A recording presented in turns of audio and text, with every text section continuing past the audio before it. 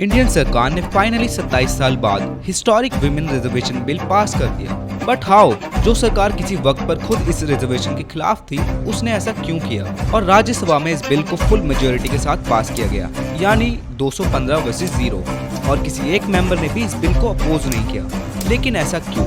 इसे ढंग से जानने के लिए हमें वापस उसी समय में जाना पड़ेगा जब ये बिल पहली बार इंट्रोड्यूस किया गया था। पर उससे पहले अगर आपको हमारा काम अच्छा लगे तो हमारे चैनल को सब्सक्राइब जरूर करें, जिससे हमारी वीडियो के अपडेट्स सबसे पहले आप तक पहुंचे, और बेल आइकन को दबाना ना भूलें। इस बिल की हिस्ट्री में जाने से पहले एक बार इस रिपोर्ट पर नजर डालते हैं। इस रिपोर्ट के मुताबिक ये बिल पास तो हो गया, पर ये लागू 2019 या 2031 के बाद ही होगा, क्योंकि इस बिल के लिए हमारे देश का सेंसस होना जरूरी है।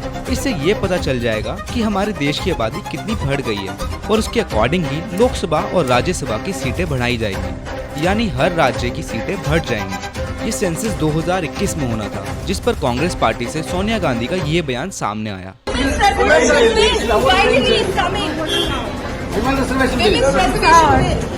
आइए अब चलते हैं इस बिल की हिस्ट्री में। 1931 में बेगम शहनवाज और सरोजिनी नायडू जैसी लीडर्स ने ब्रिटिश प्राइम मिनिस्टर को लिखा था कि महिलाओं के स्पेशल ट्रीटमेंट नहीं चाहिए, बल्कि वो अपने राइट्स मांगना चाहती है। जब लोकसभा और राज्यसभा में 1946 में डिबेट हो रहे थे, तब विमेन रिजर्वेशन की बात सामने आई। इस कॉन्स्टिट्यूएंसी असेंबली में टोटल 15 महिलाएं थी, जिनमें रेणुका राय, सरोजिनी नायडू, सुचेता कृपलानी, विजय लक्ष्मी पंडित, राजकुमारी अमृत कौर, हंसा मेहता और बाकी महिलाएं थी। इस कॉन्स्टिट्यूएंसी असेंबली की इकलौती दलित विमेन मेंबर थी दक्षयानी वेल्लदियोन, और उन्होंने पर्सनली ये कहा था कि वो इस रिजर्वेशन के खिलाफ है। और ईयर 1947 में रेणुका राय ने भी कुछ ऐसा ही कहा, और उसको ये बोलते हुए अपोज किया कि विमेन्स को रिजर्वेशन की जरूरत नहीं है, उनको बेहतर चांसेस की जरूरत है, जिससे वो खुद अपनी एबिलिटी के बेसिस पर इलेक्ट होकर इन पोजीशंस तक पहुंचे। लेकिन इसे तब से लेकर अब तक अपोज ही किया गया था, यहाँ तक कि आज भी लोग विमेन्स को सिर्फ एक हाउसवाइफ के रोल में ही देखना पसंद करते हैं, और वहीं दूसरी तरफ इक्वालिटी की बात करते हैं। और आगे चलकर 6 मई 2008 में इस बिल को दोबारा इंट्रोड्यूस किया गया, और लिटरली समाजवादी पार्टी के एमपी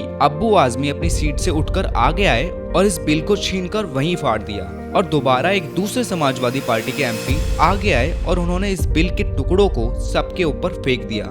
एच.वी. कामनाथ ने भी कहा था कि विमेन्स को पॉलिटिक्स में आना चाहिए, मगर रिजर्वेशन के थ्रू नहीं, क्योंकि इससे वो अपनी एबिलिटी से पहचानी नहीं जाएंगी, और सिर्फ एक जाति या धर्म की औरत को नहीं, बल्कि हर जाति और धर्म की औरतों को इसका मौका मिलना चाहिए। लेकिन 2023 के बिल में सरकार ने ओबीसी यानी अदर बैकवर्ड कास्ट को इस बिल से दूर ही रखा।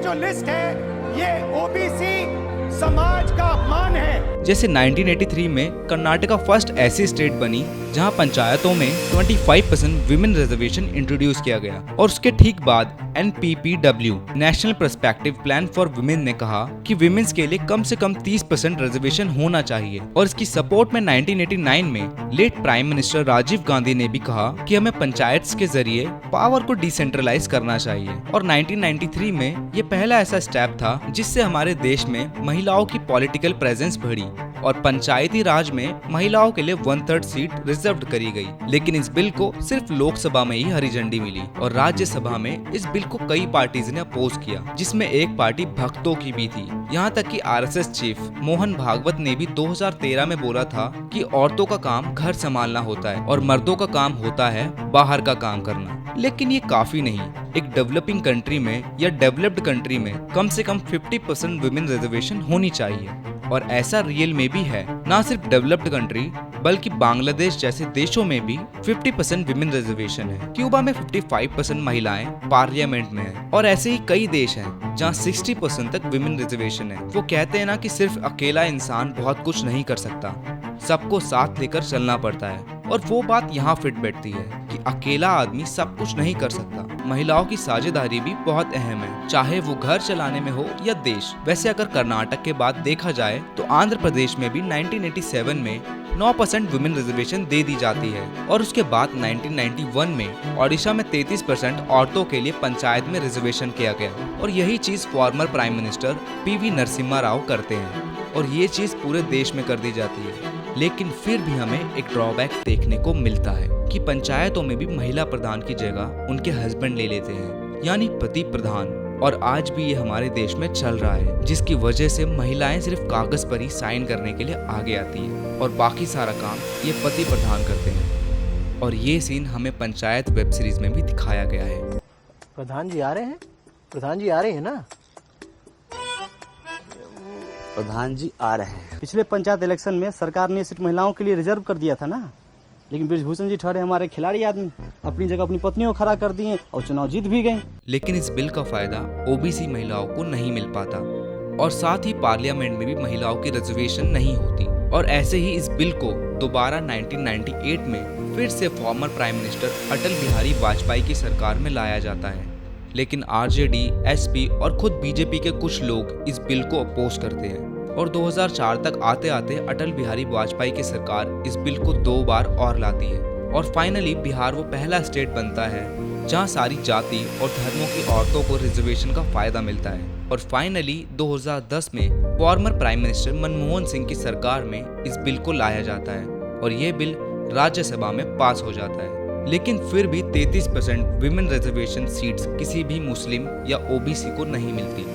2014 से लेकर अब तक सरकार में आए 9 सालों के बाद मोदी सरकार 2023 में इस बिल को लेकर आती है, लेकिन यह बात यहीं खत्म नहीं हो जाती।